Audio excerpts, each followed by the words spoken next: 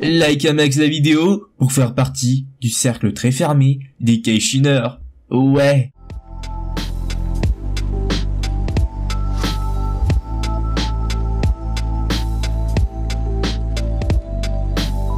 Katekyoshi Hitman Reborn raconte l'histoire de Tsunayushi Sawada, un jeune lycéen qui n'a rien pour lui. Il est frêle, timide, peureux, nul en sport et très mauvais à l'école. Mais sa vie est chamboulée par l'arrivée d'un étrange bébé, Reborn. Ce dernier se présente comme professeur particulier et tueur à gages qui doit faire de Tsuna le 10e parrain de la famille Vongola, une mafia italienne.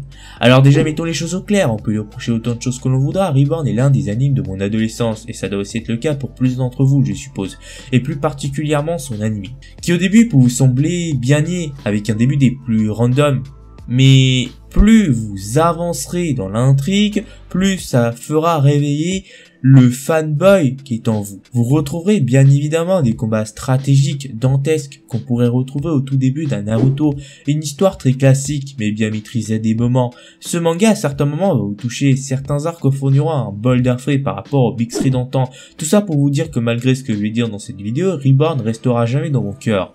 Je vais parler mal de ce manga certes, mais sachez bien que j'adore ce manga. Alors on va commencer brutalement, il le faut bien hein. Reborn n'a jamais été une bonne histoire. Oui, vous l'avez bien entendu, Reborn n'a jamais été une bonne histoire. Certes, il y a de très bons points, je pense notamment à l'arc du futur, même si un peu rallongé des fois, ou à l'arc Varia, mais ce manga ne tenait pas la route dès le début. La structure même du manga est assez maladroite, je m'explique. Au tout début, nous avions un gag manga, parce que oui, Reborn à ses débuts a été écrit comme tel. Alors bien évidemment, il y eut une raison au fait qu'on ait basculé vers un côté plus neketsuesque, si je puis le dire. En fait, Akira Amano, l'auteur de Reborn, ayant vu que son manga ne plaisait pas, a décidé de s'orienter vers un style prédominant dans le jump, le shonen neketsu. Donc c'est normal que vous ayez une ambiance qui sera en totale opposition par la suite. Et c'est ça le problème, Reborn est un manga déséquilibré. Les premiers épisodes plantent le décor, représentent les personnages principaux, ils permettent aussi d'introduire le concept, le scénario ainsi que l'humour caractéristique de la série. Mais ils sont trop nombreux, ils suivent toujours le même schéma, donc se répètent sans apporter d'éléments significatifs pour l'intrigue. Et en gros, voilà le schéma d'un chapitre ou d'un épisode au tout début de Reborn. Tsuna se fait victimiser, Gokudera voit sa sœur et a mal au ventre, Ipin explose, Hibari dit aux autres qu'il va les mordre à mort, Lambo fait n'importe quoi et pleure, Dino qui se fail, Reborn se fout de tout, puis Tsuna passe en mode dernière volonté et règle le problème et paf, tout est réglé. Globalement, c'est ça un épisode ou bien un chapitre de Katekyo Hitman Reborn au début. Alors bien sûr, il y aura des variantes de ce schéma avec bien sûr aussi des exceptions, mais en partie c'est ça. Mais bon, après est-ce qu'on peut vraiment reprocher ça à Reborn de poser une ambiance? Je sais pas, mais en tant que problème, bah faut bien le soulever quoi. Ensuite il y a un hic. En fait dans ce manga les personnages féminins ne sont pas développés, à part Bianchi dont je trouve le développement assez intéressant vis-à-vis de Gokudera, même si le développement est assez mal exploité, ben il y a deux personnages qui sont bien plus à plaindre, c'est-à-dire Kyoko et Haru. On les prend au début du manga et on les prend à la fin du manga, ben c'est les mêmes personnages quasiment.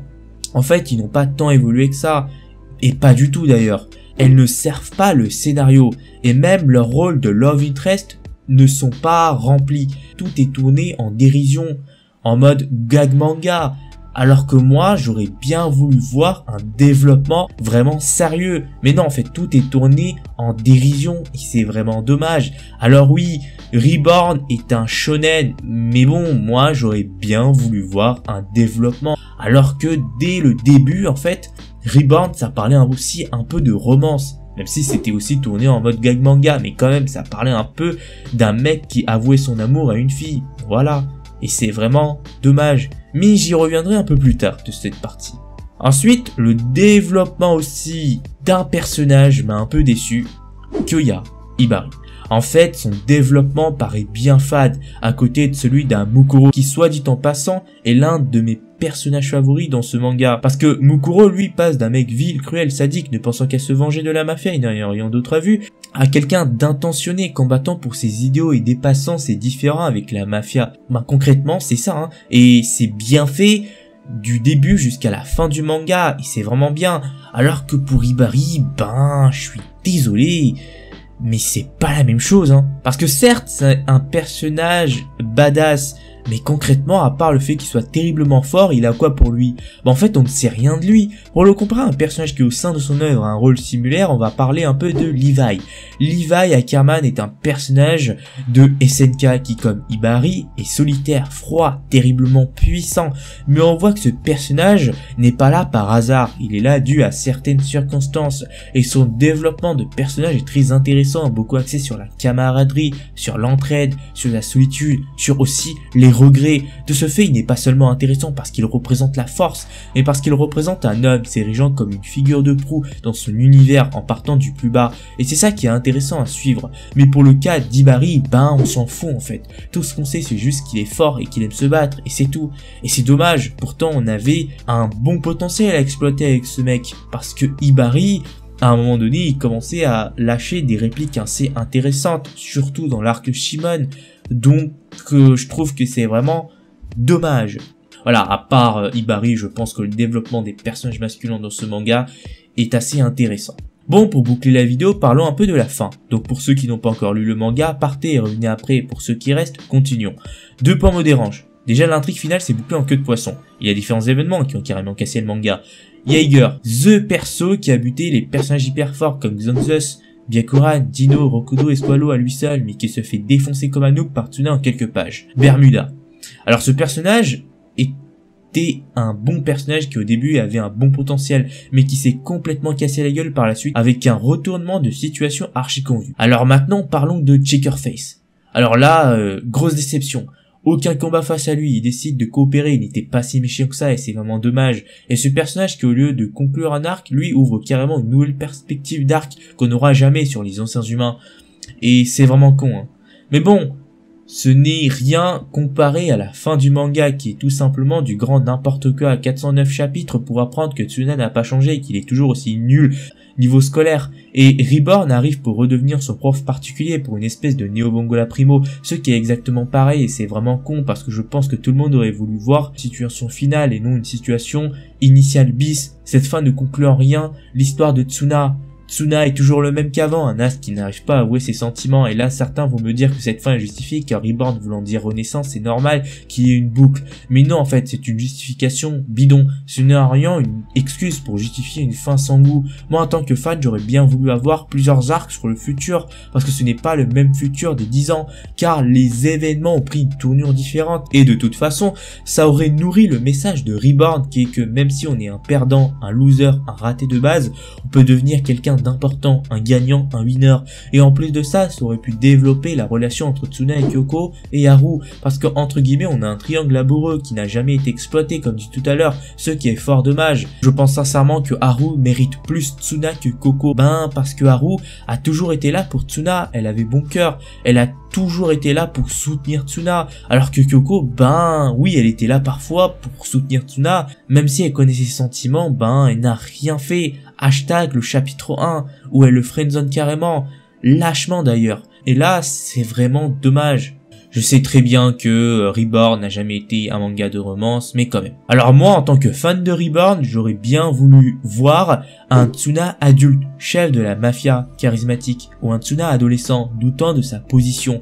Alors bien sûr, j'aurais pas voulu voir un questionnement hyper poussé philosophiquement à la Death Note, et de toute façon ça n'aurait pas été dans l'esprit de Reborn. Et pour ceux qui est de la symbolique, j'aurais voulu avoir un combat entre Tsuna et Reborn, au moins pour montrer que l'élève a dépassé le maître.